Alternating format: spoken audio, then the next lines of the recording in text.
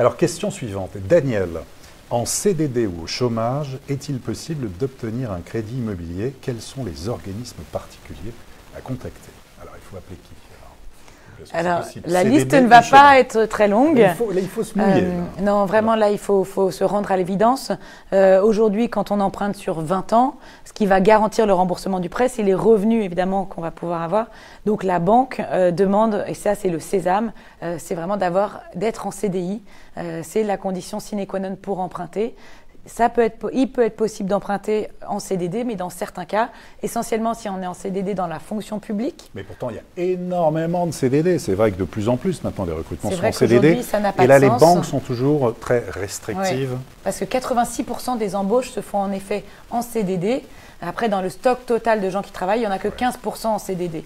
Le problème en France, c'est que beaucoup de CDD sont sur des périodes de moins d'un mois. On comprend bien qu'il est compliqué d'avoir un crédit immobilier avec un CDD de court terme. Mais si vous êtes dans la fonction publique en CDD, dans ces cas-là, il n'y a pas de problème. Il faut avoir 2 à 3 ans d'ancienneté.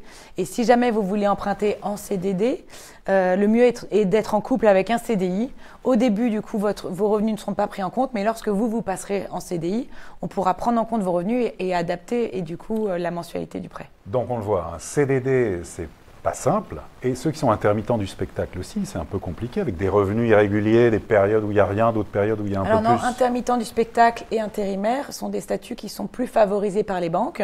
Intermittents du spectacle, on a pas mal d'établissements qui les prennent, notamment la Banque Postale. Et avec les intermittents du spectacle, on va même prendre en compte les revenus des assédiques s'ils ne sont pas les revenus majoritaires. Donc, pour les intermittents du spectacle, si c'est le cas depuis plus de 2 ans, à chaque fois, la banque demande une ancienneté. On peut trouver des partenaires qui le feront. Et les intérimaires, c'est la même chose. Si ça fait plus de 2 à 3 ans, pas de problème non plus. Et Daniel donc complétait en demandant ceux qui sont au chômage. Alors là, c'est... Non, au chômage, malheureusement, on ne peut pas emprunter. Bon.